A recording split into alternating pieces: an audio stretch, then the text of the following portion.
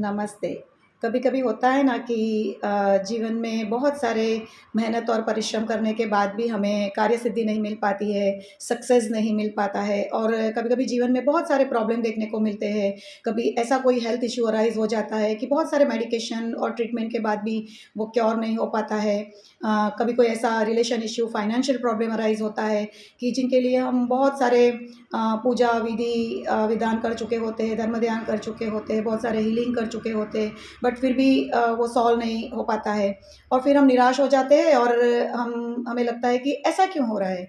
तो उसके लिए हमें समझना पड़ेगा कर्मा और डेस्टिनी की थियरी को। हमारे जो कर्मा होते हैं वो 4 टाइप के होते हैं। एक है संचित कर्मा, प्रारब्ध कर्मा, क्रियमन कर्मा और आगामी कर्मा।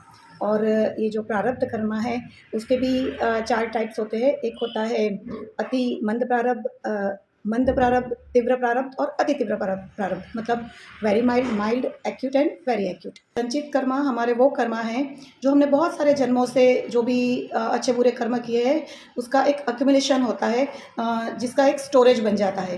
तो वो हमारे संचित कर्मा है और वो स्टोरेज कर्मा में से थोड़े से कर्मा लेके हम इस पृथ्वी पर आते हैं उसका लेन देन करने के लिए, उसका सेटलमेंट करने के लिए। तो वो हमारा प्रारब्ध कर्मा कहलाता है, जिसको हम हमारी डेस्टिनी कहते हैं। उसी की वजह से हमारा जन्म भी होता है। और ये जो कर्मों का लेन-देन हमें करना होता है लोगों के साथ, जगहों के साथ, चीज़ों के साथ, तो उसको करने के लिए ऑब्वियसली हमें एक्शन भी लेनी पड़ती है। तो जब इस जन्म में हम डेली बेसिस पे जो एक्शन करते हैं, जो कर्मा परफ़ॉर्म करते हैं, उसको कहते हैं क्रियमान कर्मा।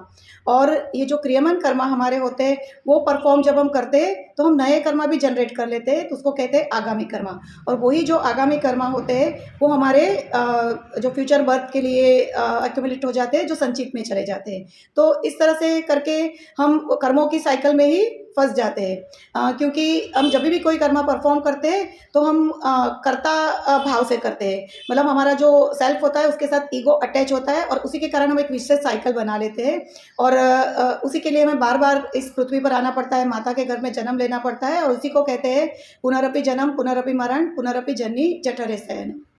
अब जो ये हमारा प्रारब्ध कर्मा होता है, जैसे मैंने बताया कि वो 4 टाइप के प्रारब्ध हम लेके आए होते हैं, अतिमंद प्रारब्ध, मंद प्रारब्ध, तीव्र प्रारब्ध और अति तीव्र प्रारब्ध। तो होता क्या है ना कि जो अतिमंद प्रारब्ध जो होता है मतलब वेरी माइल्ड जो कर्मा होते हैं ना, उसको हम आसानी से पुरुषार्थ करके हल कर सकते हैं। जैसे कैसा होता है, मैं उसका एग्ज़ाम्पल देती हूँ कि कोई रस्सी होती है, अगर उसमें हम गाँठ बाँध देते हैं और वो बहुत हल्की गाँठ बाँधी हुई है, तो वो आसानी से खुल जाती है। बट वही गाँठ अगर हम बहुत मजबूती से बाँधते हैं, तो उसको खोलने के लिए हम एक्स्ट्रा एफर्ट डालने पड़ते हैं और कभी तो इतनी मजबूत बन जाती है कि वो खुलती भी नहीं है। कहते हैं ना कि रस्सी जल गई पर बल नहीं गया। तो वो वेरी एक्यूट कर्मा होता है जिसको हम निकाचित कर्मा कहते हैं। तो अब होता क्या है कि जो ऐसे हमारे अंदर भी 72,000 एनर्जी चैनल्स है, नाड़ियाँ है। तो उसके ऊपर हमारे कर्मों की गाँठ है, जो हमारे चक्रस है, उसके अंदर वो ब्लॉकेजेस होता है और ऐसी नोट्स बनी हुई होती है कर्मों की। तो अगर वो बहुत ही हल्की नोट्स है, तो हम हमारे पुरुषार्थ से उसको सॉल्व कर लेते हैं। बट अगर थोड़ी-सी माइल्ड है मतलब मंद है, मतलब थोड़ी ज़्यादा नोट बाँधी हुई है, तो उसमें हमें ऐसा होता है कि धर्म ध्यान, विधि-विधान करना पड़ता है, मंत्र जाप करना पड़ता है, ये जो वास्तु रेमेडीज़ करनी पड़ती है और उन सब के ज़रिए हम उस कर्मों को हील कर सकते हैं और उसका सॉल्यूशन हमें मिल पाता है।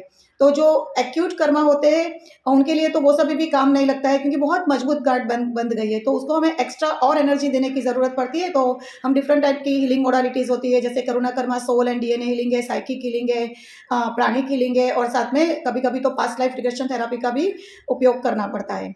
और कोई-कोई गाँठें इतनी मजबूत बाँध दी है, ऐसे कर्मा हम लेके आए हैं जो इन सभी चीज़ों करने के बावजूद भी हमें भुगतना पड़ता है। तो हमें उसके साथ डील करना पड़ता है। तो ऐसे जो कर्मा होते हैं इसको हम निकाचित कर्मा कहते हैं और इस ऐसे ही कर्मा जो हमारी समझ में नहीं आता है कि क्यों लाइफ में हमारे साथ ऐसा होता है। तो हमें इसके लिए क्या करना चाहिए, ये सब जो थेरापीज़ है या रेमेडीज़ है वो तो हमें करनी चाहिए कि पुरुषार्थ भी करना चाहिए, धर्म ध्यान या जो भी मंत्र जाप, चैंटिंग, भगवान नाम का स्मरण करना चाहिए, विधि-विधान कराना चाहिए, हीलिंग मोडालिटीज़ का यूज़ करना चाहिए।